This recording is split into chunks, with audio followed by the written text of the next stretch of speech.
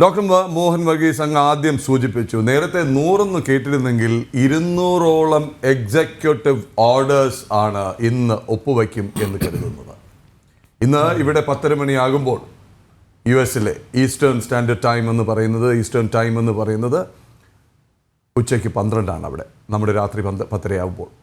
അതിനുശേഷം സത്യപ്രതിജ്ഞാ ചടങ്ങും അതിനോടനുബന്ധിച്ച് പരേഡും വിരുന്നും കഴിഞ്ഞാൽ അദ്ദേഹം ഓവൽ ഓഫീസിൽ എത്തി അധികാരമേറ്റ് ഒപ്പുവയ്ക്കാൻ പോകുന്ന ഉത്തരവുകളെക്കുറിച്ച് ലോകമെമ്പാടും പ്രതീക്ഷയുണ്ട്, ആശങ്കയുണ്ട്, ഭീതിയുണ്ട്. കാര്യം അദ്ദേഹം ഈ വിക്ടറി റാലി അവിടെ നടത്തിയ പ്രസംഗത്തിലടക്കം പറഞ്ഞത് അനധികൃത മെക്സിക്കൻസ് സ്റ്റേ ഇൻ മെക്സിക്ക, ആ ബോർഡർ അടയ്ക്കും.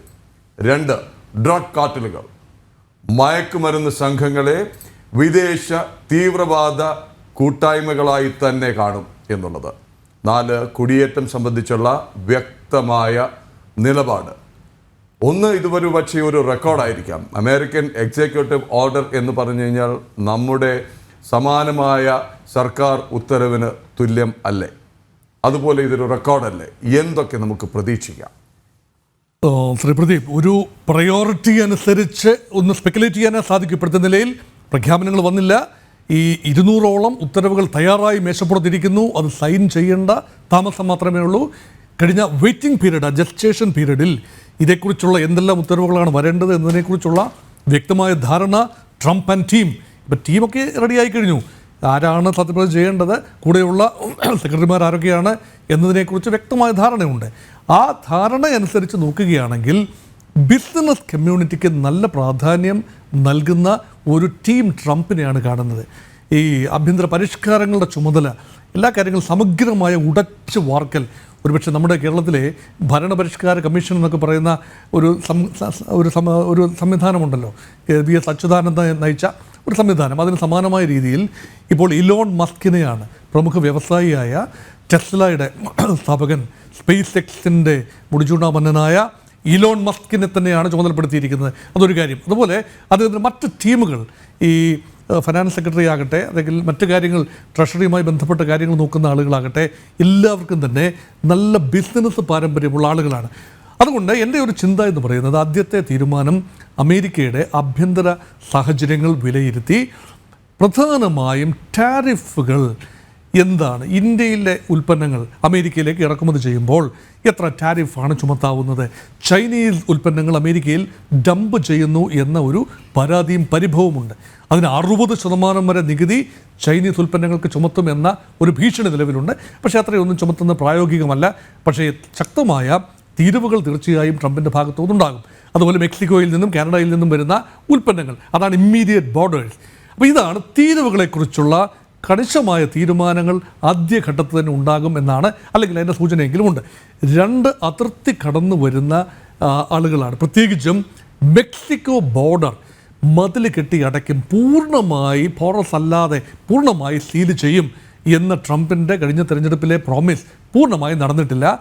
ബാക്കി മതിൽ നിർമ്മാണം അല്ലെങ്കിൽ വേലി നിർമ്മാണം പുരോഗമിക്കും. അതുമായി ബന്ധപ്പെട്ട തീരുമാനങ്ങൾ ഉടനടി പ്രതീക്ഷിക്കാം. മാത്രമല്ല, 3ാമത്തെ കാര്യം, ഈ അങ്ങനെ അകത്തെത്തുന്ന, നുഴഞ്ഞു കയറി അകത്തെത്തുന്നവരുടെ കണക്ക് വ്യക്തമായി അമേരിക്കയുടെ കയ്യിലുണ്ട്. പഴയ ഭരണകൂടത്തിൻ്റെ കയ്യിലെ കണക്കുകൾ ഒന്നുകൂടി പൊടി തട്ടിയെടുത്ത് വ്യക്തമായ നമ്പേഴ്സിൻ്റെ അടിസ്ഥാനത്തിൽ ഒരു ടൈം ഷെഡ്യൂൾ നിശ്ചയിച്ച് അവരെ ഘട്ടം ഘട്ടമായി ഡീപ്പോർട്ടേഷൻ, പുറത്താക്കുന്ന ഒരു ഘട്ടമാണ്. ചിലരെ നിർബന്ധമായും പുറത്താക്കേണ്ടി വരും. അതിന് നയതന്ത്ര തലത്തിൽ വലിയ രീതിയിലുള്ള സമ്മർദ്ദം ഇതര രാജ്യങ്ങൾ, അവരെ പുറത്താക്കിയാൽ അവരെ സ്വീകരിക്കാൻ രാജ്യമുണ്ടാകണമല്ലോ, നടുക്കടലിൽ കൊണ്ട് തള്ളാനാവില്ലല്ലോ.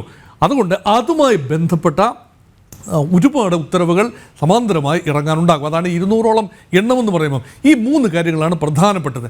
മറ്റ് കാര്യങ്ങളെല്ലാം വ്യാപാരവുമായി സംബന്ധിച്ച കാര്യങ്ങളാകാനാണ് സാധ്യത.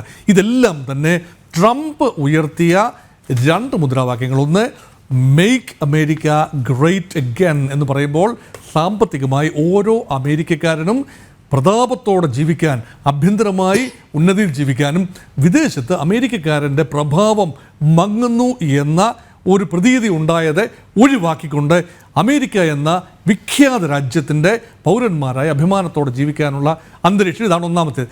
2ാമത്തെ കുറച്ചുകൂടി അമേരിക്കയുടെ സെക്യൂരിറ്റി പാരഡൈംസ്, ഒരു പാരനോയിഡ് ഒരു രീതിയിൽ തന്നെയാണ് ട്രംപ് പലപ്പോഴും സെക്യൂരിറ്റിയെക്കുറിച്ച് കാണുന്നത്. വലിയ രീതിയിലാണ് അമേരിക്ക ഒരു സുരക്ഷാ ഭീഷണി നേരിടുന്നു എന്നുള്ളതാണ് ട്രംപിൻ്റെ ഒരു ചിന്ത. അപ്പം വിദേശ രാജ്യങ്ങൾ നേരിടുന്ന സുരക്ഷാ ഭീഷണിയെക്കുറിച്ച് ട്രംപിന് കാര്യമായ അനക്കമില്ല. അത് അവർ അടിച്ചു തീർക്കട്ടെ എന്നുള്ളതാണ്. അതിനായി മിലിറ്ററി ഇൻഡസ്ട്രിയൽ കോംപ്ലക്സിൻ്റെ സാധ്യതകൾ മുൻ പ്രസിഡന്റുമാർ പ്രയോജനപ്പെടുത്തി. യുദ്ധമുണ്ടാകുന്നെങ്കിൽ ഉണ്ടാകട്ടെ, മൂക്കട്ടെ, അങ്ങനെ അമേരിക്കൻ ആയുധങ്ങൾ വിൽക്കാനുള്ള വിപണിയായി ലോകരാജ്യങ്ങളെ കാണാം എന്ന തൻ്റെ മുൻഗാമികളുടെ നിലപാടിൽ നിന്നും വ്യത്യസ്തമായി ലോകത്തെവിടെ പ്രശ്നമുണ്ടായാലും അത് അമേരിക്കയുടെ കൺസേൺ അല്ല. അമേരിക്ക നേരിട്ട് ഇടപെടില്ല. അമേരിക്കയുടെ സൈനിക സാന്നിധ്യം പരമാവധി പിൻവലിക്കുന്നു. അതുമായി ബന്ധപ്പെട്ട ചില ഉത്തരവുകളും ഒരുപക്ഷെ ഉണ്ടാകും. അമേരിക്കയുടെ സൈനിക സാന്നിധ്യം കുറച്ചു കൊണ്ടുവന്ന് അഫ്ഗാനിസ്ഥാനിൽ നിന്ന് ഏതാണ്ട് പൂർണ്ണമായി പിൻവാങ്ങിയല്ലോ. താലിബാൻ അധികാരത്തിൽ വന്നല്ലോ. അതിന് നെടുത്തായക്കത്തം വഹിച്ചത് ട്രംപിൻ്റെ മുൻ സർക്കാരാണ്. ഇറാഖിൽ നിന്നും പിൻവാങ്ങി. അതുപോലെ ഉക്രൈൻ യുദ്ധത്തിൽ അമേരിക്കയുടെ നേരിട്ടുള്ള ഇടപെടലല്ല എങ്കിൽ പോലും ഉക്രൈനെ ഫണ്ട് ചെയ്യാൻ ഇനി തയ്യാറല്ല എന്ന ഉഗ്രമായ ഒരു പ്രഖ്യാപനമാണ് ട്രംപിൽ നിന്ന് ഇനി പ്രതീക്ഷിക്കുന്നത്. അങ്ങനെയെങ്കിൽ ഉക്രൈന് മേൽ സമ്മർദ്ദമേറും. ഇനി നിങ്ങൾ യൂറോപ്യൻ യൂണിയൻ രാജ്യങ്ങൾ, EU കമ്മ്യൂണിറ്റി വേണം ഉക്രൈൻ്റെ കാര്യങ്ങൾ നോക്കി നടത്താൻ. അതുകൊണ്ട് ഞങ്ങൾക്ക് യൂറോപ്യൻ കോണ്ടിനെൻറ്റിലെ കാര്യങ്ങളിൽ താല്പര്യമില്ല, നിങ്ങളായി നിങ്ങളുടെ പാടായി എന്ന് പറയുകയും ഇനി ഞങ്ങളുടെ സഹായം വേണമെങ്കിൽ ഞാൻ ഒരുപക്ഷെ പുട്ടിനുമായി സംസാരിക്കാം, നിങ്ങൾ മറ്റു കാര്യങ്ങൾ ഒരുക്കിയാൽ മതി എന്ന ഒരു നിലപാടിലേക്ക് നീങ്ങാം. അതുമായി ബന്ധപ്പെട്ട തീരുമാനങ്ങളൊന്നും ഒരുപക്ഷെ ഈ 200 പേപ്പറുകൾ ഉണ്ടാവില്ല. അത് കുറച്ചുകൂടെ നയതന്ത്രപരമായ ഒരു നെഗോസിയേഷനിലൂടെ നടത്തേണ്ട കാര്യങ്ങളാണ്.